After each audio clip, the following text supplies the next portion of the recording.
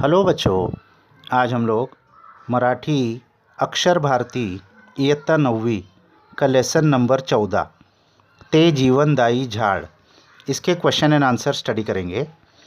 प्रश्न 1, कारणे लिहा, गिव रीजन्स। 1, लेखकाला लिंबाचे झाड जीवनदायी वाटले कारण लेखक को वो नींबू का झाड़ जीवन देने वाला लगा। क्यों? शुष्क कोरडी जमीन व तापलेले घर या पार्श्वभूमीवर हे झाड लसलशीत हिरवेगार होते। ज़मीन एकदम सूख गई थी और घर भी एकदम तप गए थे धूप में। इस बैकग्राउंड में ये झाड़ एकदम नर्म, मुलायम और हरा भरा था। 2, पारव्याची जोडी लिंबाच्या झाडावर राहते कारण कबूतर की जोड़ी इस नींबू के झाड़ पर रहती थी। क्यों? लिंबाच्या गर्द हिरव्या आश्चर्यात त्यांनी दिलासा शोधला, क्योंकि नींबू के इस हरे कलर के झाड़ में उन्होंने अपना ठिकाना ढूंढ लिया था। 3, लेखकाला खिड़की लावून घ्यावी असे वाटले कारण लेखक को खिड़की बंद करके रखना चाहिए ऐसा लगा। क्यों? खिडकीच्या बाजूच्या लिंबाच्या झाडावर मधमाशांचे पोळे रचले जाऊ लागले होते, क्योंकि खिड़की के बाजू के नींबू के झाड़ पर मधुमक्खी का छत्ता बन रहा था। प्रश्न 2, चौकट पूर्ण करा। पाठातील नाददर्शक शब्द, इस लेसन में जो नाददर्शक शब्द है यानी जिससे आवाज़ आती है, तो ऐसे कौन से शब्द आए हैं? कलकलाट, गजबजाट। प्रश्न 3, लिंबाच्या झाडाला खालील वैशिष्ट्ये कोणी कोणी प्राप्त करून दिली। नींबू के झाड़ को ये स्पेशलिटी, ये नाम किसकी वजह से मिला? 1, संगीतमय झाड़ यानी म्यूज़िक वाला झाड़, ये किसकी वजह से मिला? चिमनियाँ व इतर पक्षी, इनके आवाज़ की वजह से। 2, आश्रयदायी झाड़ यानी शेल्टर देने वाला झाड़, ये किसकी वजह से मिला? पशु पक्षी। 3, आश्वासक झाड़, एश्योरेंस देने वाला झाड़, ये किसकी वजह से मिला? सर्व प्राणी व मानसे, सब जानवर और इंसानों को वो झाड़ से बहुत ही एश्योरेंस मिलती थी। 4, जीवनदायी झाड़, जीवन देने वाला झाड़, ये किसकी वजह से टाइटल मिला उसको?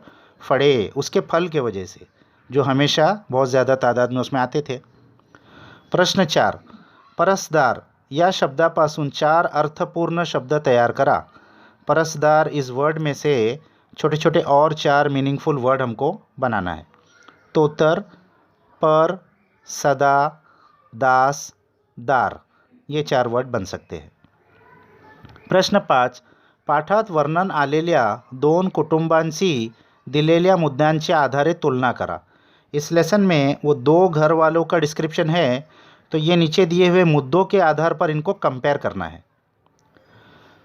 तो कुटुंब क्रमांक 1, कुटुंब क्रमांक 2, ये 2 कॉलम बने हुए हैं। जोड इमारतीत राहणारी 2 कुटुंबे, वो ट्विन हाउस में रहने वाले ये 2 फैमिलीज थी, और ये मुद्दे दिए हुए हैं, इनके आधार पर कंपैरिजन करना है।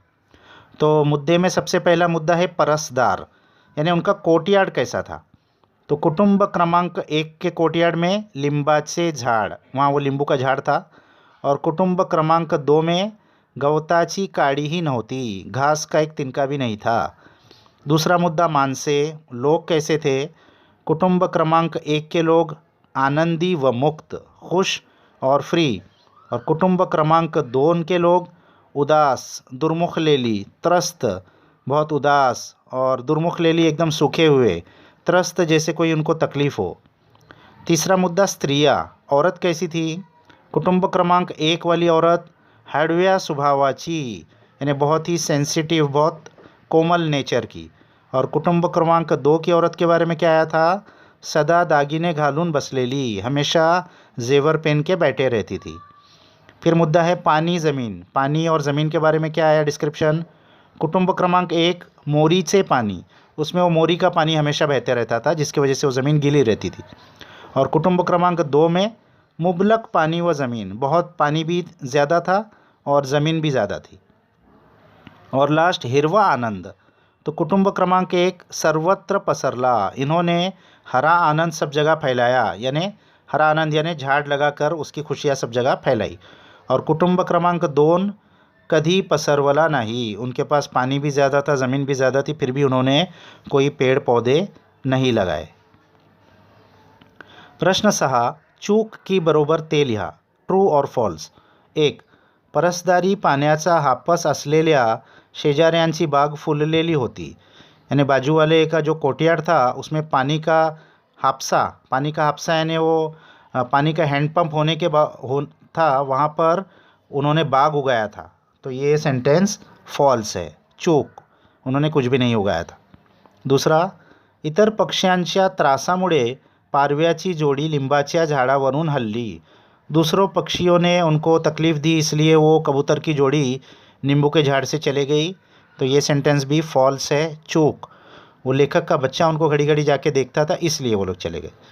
तीसरा, लिंबाचं झाड लावणारी स्त्री अत्यंत हळवी होती। नींबू का झाड़ जिसने लगाई थी वो स्त्री एकदम कोमल, एकदम सेंसिटिव नेचर की थी। तो ये ट्रू है, बरोबर। 4, लिंबाच्या झाडावरील मधमाश्या कधी कोणाला चावल्या नाहीत। नींबू के झाड़ पे जो मधुमक्खी थी उन्होंने कभी भी किसी को नहीं काटा। तो ये भी ट्रू है, बरोबर। प्रश्न 7, स्वमत यानी अपना ओपिनियन हमको देना है। 1, वृक्ष व मानवी जीवन यांच्यातील परस्पर संबंधांविषयी तुमचे मत सोदाहरण स्पष्ट करा। यानी झाड़ और इंसान, इनके अंदर क्या रिलेशनशिप है, इसको एग्जाम्पल के ज़रिए से हमको अपना ओपिनियन देना है। तो इसका आंसर ये है।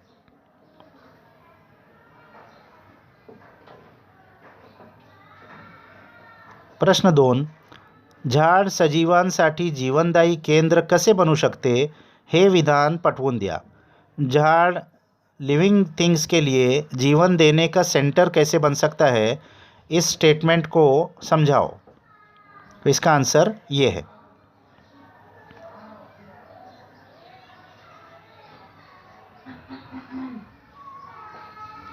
प्रश्न 8, अभिव्यक्ती।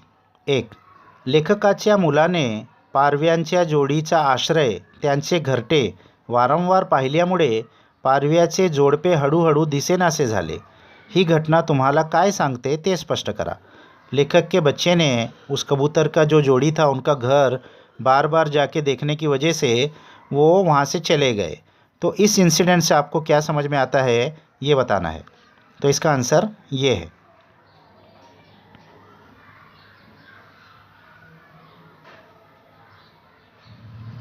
तो यहाँ ये क्वेश्चन आंसर्स ख़त्म हो गए बच्चों, इसको अच्छे से अपने बुक्स में लिख लो। नेक्स्ट वीडियो तक बाय बाय।